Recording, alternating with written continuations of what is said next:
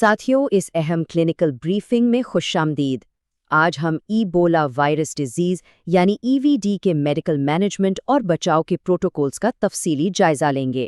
ہمارا مقصد front line پر موجود طبی عملے کو وہ براہ راست معلومات فراہم کرنا ہے جو اس خطرناک وائرس کا مؤثر طریقے سے مقابلہ کرنے کے لیے بالکل ناگزیر ہیں۔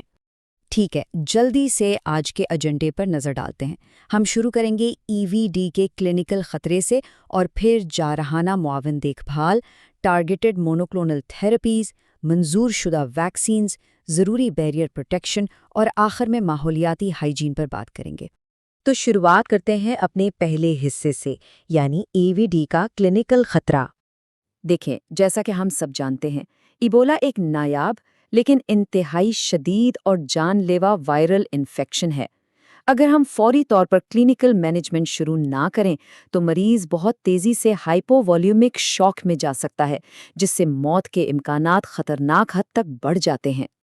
اور یہ نمبر یاد رکھیں، 0۔ جی ہاں، اس وقت اس بیماری کا کوئی 100% حتمی علاج موجود نہیں ہے۔ یہی وجہ ہے کہ ابتدائی اور انتہائی جارحانہ کلینکل مداخلت ہی وہ واحد راستہ ہے جس سے ہم مریض کی جان بچانے کے امکانات کو بڑھا سکتے ہیں۔ آگے بڑھتے ہیں ہمارے دوسرے سیکشن کی طرف، جو کہ جارحانہ معاون دیکھ بھال یا سپورٹیو کیئر کے پروٹوکولز کے بارے میں ہے۔ ظاہر ہے، چونکہ یہ ایک وائرل انفیکشن ہے تو اینٹی بائیوٹکس کا یہاں کوئی کام نہیں، وہ مکمل طور پر غیر مؤثر ہیں۔ ہماری پوری کلینکل حکمت عملی کا محور صرف اور صرف ٹارگیٹڈ وائرل تھراپی اور انتہائی درجے کی معاون دیکھ بھال پر ہونا چاہیے۔ اب یہ چارٹ دیکھیں، یہ معاون دیکھ بھال کے بنیادی ستون ہیں۔ ہائپوویلیمیا کو روکنے کے لیے ہمیں فوری طور پر رینجر لیکٹیٹ جیسے IV فلوئڈز کا استعمال کرنا ہے۔ ساتھ ہی مین آرٹیریل پریشر کو برقرار رکھنا، مسلسل آکسیجن کی فراہمی اور ملٹی آرگن فیلئر سے بچنے کے لیے الیکٹرولائٹس کا محتاط مینجمنٹ کرنا بالکل لازمی ہے۔ اب آتے ہیں سیکشن 3 پر، جو واقعی بہت دلچسپ ہے، یعنی targeted monoclonal antibody therapies.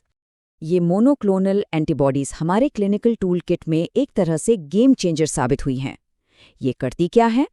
یہ براہ راست وائرس کی سطح پر موجود گلائکوپروٹینز کے ساتھ جا کر جڑ جاتی ہیں۔ اس سے ہوتا یہ ہے کہ وائرس بلاک ہو جاتا ہے اور انسانی خلیوں میں داخل ہو کر انفیکشن پھیلانے کے قابل نہیں رہتا۔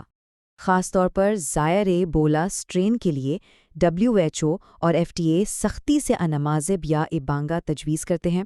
کلینکل گائیڈ لائنز کے مطابق یہ ادویات مریض کے وزن کے لحاظ سے کیلکولیٹ کر کے سنگل ڈوز IV انفیوژن کے طور پر دی جانی چاہیے۔ تو علاج کے بعد اب ہم اپنے چوتھے سیکشن میں FDA سے منظور شدہ ویکسینز اور بچاؤ کے طریقہ کار پر بات کریں گے۔ اس ٹیبل کو ذرا غور سے دیکھیں۔ ایرویبو ایک سنگل ڈوز ویکسین ہے جو خاص طور پر زائر سٹرین سے بچاؤ کے لیے مؤثر ہے۔ دوسری طرف زبڈینو اور ایمیواپیا کا مشترکہ طریقہ کار ہے جو کہ 2 خوراکوں پر مشتمل ہے، اور اچھی بات یہ ہے کہ یہ متبادل بالغوں اور بچوں دونوں کے لیے منظور شدہ ہے۔ لیکن ایک بات یاد رکھیں، یہ پروفیلیکٹک اقدامات عام پبلک کے لیے نہیں ہیں۔ انہیں بہت محتاط طریقے سے front line health care workers یعنی ہمارے اور آپ جیسے لوگوں کے لیے اور ایکٹیو آؤٹ بریک زونز میں رہنے والے افراد کے لیے ٹارگٹ کیا گیا ہے تاکہ طبی عملے کی پہلی حفاظتی لکیر کو مضبوط کیا جا سکے۔ ہمارا 5واں سیکشن، جو کہ ذاتی طور پر ہمارے لیے سب سے اہم ہے، یعنی ضروری بیریئر پروٹیکشن۔ ٹرائج اور علاج کے دوران ہمارا سب سے بنیادی اور نان نیگوشیبل اصول یہ ہے کہ متاثرہ افراد کے خون یا رطوبتوں سے کسی بھی قسم کے براہ راست رابطے سے سختی سے گریز کیا جائے۔ اور یاد رکھیں، چاہے مریض زندہ ہو یا وفات پا چکا ہو، وائرل لوڈ خطرناک حد تک موجود رہتا ہے۔ مریض کے پاس جانے سے پہلے PPE کا منظم استعمال لازمی ہے، یعنی مناسب ماسک، فلوئڈ ریزسٹنٹ گاؤن اور دستانے۔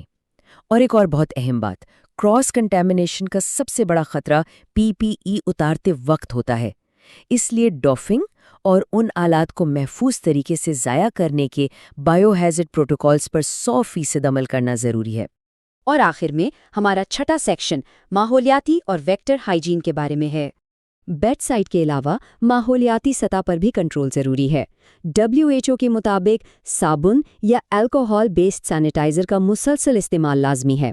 اس کے علاوہ وائرس کے قدرتی کیریئرز جیسے فروٹ بیٹس یا چمگادڑوں سے دوری اور اس بات کو یقینی بنانا کہ گوشت مکمل طور پر پکا ہوا ہو، یہ بیرونی پھیلاؤ کو روکنے کے لیے ناگزیر اقدامات ہیں۔ خیر، اگر آپ اس پوری بریفنگ سے صرف ایک بات یاد رکھنا چاہیں تو وہ یہ ہے کہ ابتدائی اور انتہائی جارحانہ مداخلت ہی مریض کے زندہ رہنے کے امکانات کو واضح طور پر بہتر بناتی ہے۔ ہمارا ہر کلینکل فیصلہ بس اسی ایک اصول کے گرد گھومنا چاہیے۔ یہ سیشن اختتام پر ایک اہم سوچ چھوڑ کر جاتا ہے کہ جیسے جیسے انمیزب اور ایریویبو جیسی ہماری ٹارگیٹڈ ادویات اور ویکسینز میں جدت آ رہی ہے، ہم اپنی ہنگامی تعیناتی کی حکمت عملیوں کو کس طرح بہتر بنائیں گے تاکہ مستقبل میں EVD کی کسی بھی وبا کو بے قابو ہونے سے پہلے ہی روکا جا سکے۔ اس اہم بریفنگ میں شامل ہونے کا بہت شکریہ۔ محفوظ رہیں اور اپنا خیال رکھیں۔